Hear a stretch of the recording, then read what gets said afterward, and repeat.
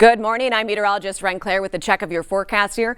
We do have a weather impact alert that's in place, primarily due to heavy rainfall. Now, we also have the risk for isolated severe storms, but that's looking more likely south of the Twin Cities, and I'll show you that in just a bit.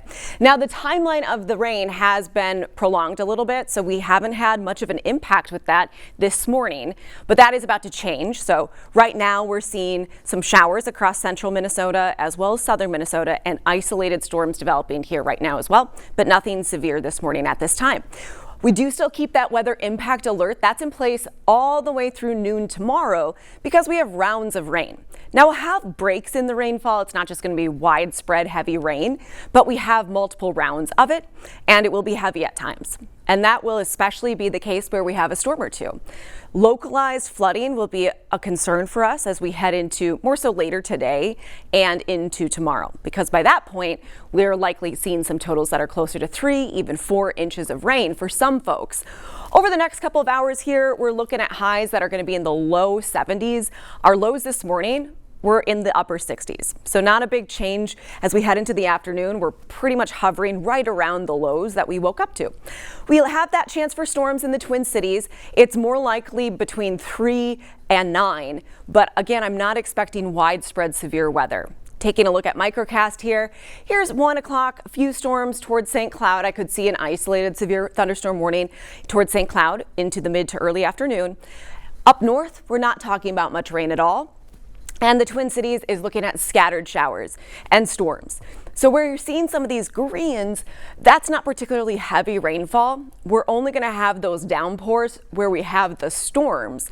So scattered storms and the track of that will matter very significantly for who ends up with those higher totals. Here's a look at much of the evening commute impacted with the rain and the storms. Again, it's scattered, so you might be dry briefly, but then see some heavy rain with a storm moving through. We'll keep showers in the forecast. Here's 4:30. Notice that the rain does make its way towards the North Shore and much of northern Minnesota. But when it comes to the storm chances, that's much more likely south of 94. So Scott, Dakota County, southern Washington County, Pierce County, I could see you ending up with a couple strong storms, but the risk for severe weather is going to be higher just generally south of the Twin Cities entirely, towards Mankato, Faribault, and I-90. Taking you through the overnight hours, we'll have some breaks in the rain here 7 o'clock. Notice that there still are a few strong storms across south central Minnesota. And then overnight, we have another round of rain developing in from our south. Here's about 1 in the morning. The showers and storms fill in, and the heaviest rainfall yet again will be where we have a few storms. Here's 7 in the morning. So I'd count on a slower commute this evening compared to what we saw this morning for sure. And we're also going to be looking at a slower commute tomorrow morning with the rain, which is why we have that weather impact alert still in place through tomorrow morning, wrapping up at noon. Here's 8 o'clock. We're still looking at some showers through the commute. It's off and on and scattered. Storm chances again return for us tomorrow into the afternoon, but that's more likely across far southeastern Minnesota. Doesn't mean we couldn't have a storm in the Twin Cities, but it just doesn't look to be widespread or as likely to be strong to severe. Otherwise, Thursday we clear out into the afternoon and evening here 7 o'clock. We'll even have a bit of sunshine across west central and southern Minnesota. We'll still keep some rain in place for our far eastern viewers into west central Wisconsin, a little soggy towards Duluth. I do want to mention any change in the timing of this system could mean some showers could linger into the evening commute tomorrow, but right now it looks like it should wrap up by then. If that changes, of course, we're going to let you know. We have an excessive rainfall outlook that is in the slight category. That's yellow here, from just about St. Cloud to Pine City into Burnett County and southward. And this is actually a higher risk for some flash flooding or flooding concerns for us than it has been compared to last week. So we definitely have a better shot at some soaking rainfall across most of the state of Minnesota and into western Wisconsin. And this green band, that's more so just a buffer zone where you're seeing that level 1 out of 5, for some excessive rainfall. The reason why I expect that we have this narrow band of green is just on that chance that we see a little bit of a track shift northward, because we already have seen a northerly change to the track for these showers and storms compared to earlier in the week. And so I think this is a bit of a hedge because we don't want folks towards Brainerd, Alexandria, as well as Duluth and Superior to think that they're just going to see some sprinkles if they end up in the range of 1 to 3, even 4 inches of rainfall. I think they'd be more so on that 1 to 3. The highest end should stay within this yellow area here. But notice that up north, there's really not a whole lot of rain in sight. Taking you through those rainfall totals. Here's tomorrow at noon where you're seeing these oranges. That's that localized 4 inches of rainfall. The question is, where exactly does that set up? Now you can see here with this particular computer model, they want to say, hey, it's right over the Northwest Metro and towards Willmar. But we'll likely see some shifts and localized heavy rainfall throughout much of that area that was in that yellow category for a slight risk for excessive rainfall. So you can see we could potentially have some of those 3-4 inch totals anywhere that you're seeing some of these reds as well as purples. This preset forecast is just trying to show you that that level of rainfall is at least on the board, and it's possible across much of our viewing area.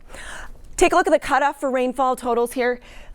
Really nothing. Trace amounts of moisture up north, maybe 1/2 inch to 1 inch of rain in Brainerd. Of course, if this shifts farther northward, then that narrow band of green that I just showed you would actually end up with more than just 1/2 to 1 inch of rain. They'd be more so in this blue category, and that's getting closer to 1.5 inches of rainfall, 1/2 inch to 1.5 inches. Again, where you're seeing those reds, that's closer to 4 inches of rainfall. Those oranges, that's getting close to 4, maybe even a little bit more. But again, that would be localized flooding. Our severe weather outlook today is very, very marginal for the Twin Cities. It's going to be isolated. I'm not expecting widespread storms, but we do still have the chance for a few strong to severe storms, and the timing of that's likely pretty narrow later in the day for us. Better chance for storms where you're seeing the yellow here, Mankato, Rochester, Faribault to Jackson I-90. Definitely looking at the risk for a few severe storms as we head into this afternoon and evening. Isolated severe storms more likely actually to the west of the metro. Again, notice how narrow this band is for us in the Twin Cities, and then it broadens a little to the west. That's showing us that that risk for isolated severe storms seems a little more likely to our west compared to the metro. If we do see that in the metro, again, it's more likely for the South Metro. Scott, Dakota counties, Goodhue, as well as Pierce, southern St. Croix, southern Washington, maybe Hennepin County seeing an isolated severe storm here this afternoon. Here are the main risks. We do have the potential for some rotation where we have those areas in yellow. So that level 2 out of 5, that slight risk that we have in place for southern Minnesota, that is where we have the greatest chance for a few tornadoes. This doesn't look to be a major tornadic event, but it is possible that we get some rotation. The bigger threat is just wind, and that is a threat that we're likely going to see even in the marginal risk, that level 1 out of 5 from western Minnesota through the metro. We definitely have some gusty winds, gusting up to 50, close to 60 miles per hour. Wind damage and gusts to 60 miles per hour, that's going to be more likely in the yellow area, which again is where we have that greater risk for severe weather into the afternoon and evening, mainly before sunset. Highs today are in the low 70s, 72 for the high. I do think we're going to have some highs in the upper 60s in parts of the metro, especially where we're going to be soggier into the afternoon. Temperature-wise, we're going to be in the mid to upper 60s from Willmar to St. Cloud. Up north, mid-70s right along the Minnesota-Canadian border where we're not looking at rain. But where we're seeing the rain and the cloud cover, we're generally going to be a little bit cooler. The exception is far southern Minnesota. They have more instability to work with, and they're also in a slightly warmer and more humid air mass. So highs are closer to 80 towards Rochester, and that's what I'm expecting just south of Mankato as well. So that heat is going to help to fuel some storms as we head into the afternoon. Tomorrow's risk for excessive rainfall, just too much too soon, is across southeastern Minnesota. The metro's on the western edge of that risk. In green, that's more conditional. I'm not as concerned about flooding concerns past tomorrow morning to this green category from Brainerd to St. Cloud to Willmar. But still, there's some chance overnight before folks wake up that we could have localized flooding within the green band here as well. It's just a greater risk to the east and southeast. Rochester looking at storm chances as well tomorrow morning. And we do have the risk for severe weather tomorrow that is going to be southeast of the Twin Cities, and that is a lower risk than what we have this afternoon. That's a level 1 out of 5. Again, chances of rain for us here as we head into this weekend. I do want to show you that we have that likely chance for rain tomorrow as well. We dry out into Thursday afternoon. Friday looks dry. Saturday afternoon, we could have a couple scattered storms, and that could lead to some storm activity Saturday night into Sunday. But it's a little bit too early to hone in on that timing, especially because we had a host of overnight chances for storms last week, about 3 chances, and our computer model guidance struggled to have agreement with each one of those. And there were changes to the track and timing of those that were significant, and a lot of folks were kind of wondering where were the storms, and then some folks saw severe weather. So it's just a little too far out to hone in on that timing given the recent performance of our model guidance. And also because we're in an active couple of days, we have to get through this current frontal system for our computer model guidance to do a better job of resolving our upcoming one into Sunday. Otherwise, rain chances go down for the start of next week. Taking a look at that risk for severe weather tomorrow, like I said, it's isolated a level 1 out of 5, and that's towards Rochester, La Crosse. I don't expect severe storms for us into tomorrow morning. Now, we could have an isolated strong to severe storm overnight, but again, the risk would be damaging winds as well as just heavy rainfall. Right now, there's no flood watch in place, but localized flooding will be possible, especially later today when we start to see some of those storms all the way through noon tomorrow. So we do have that weather impact alert through the day today. Rain will pick up as we head towards the lunch hour with scattered showers and a few storms in the afternoon. And then tomorrow morning, we're still looking at a soggy commute. So I'd count on some extra time for that commute. Temperatures tomorrow are still going to trend below average. We're going to be in the low 70s today and tomorrow. And actually, much of the day today, we're likely going to stay in the upper 60s. So it will feel a little bit cooler, but also still muggy. So it doesn't really feel to our body that we're in the 60s and low 70s. I think it feels a little warmer than that. We're back into the 80s, which is seasonable, Friday and into the weekend. And we're monitoring that chance for storms late in the day as we head into Saturday night and Sunday. Otherwise, next week is looking a little bit less soggy and a little more seasonable with temperatures that are going to be in the low 80s. And Dallas, are we taking any questions for this? I think we're not taking questions. Okay. Later in the day, we will probably do that once we're going to have more of those storms going into the afternoon. So that's going to be something I did want to let folks know that we'll likely have that later today. Again, your 7-day forecast is trending pretty cool.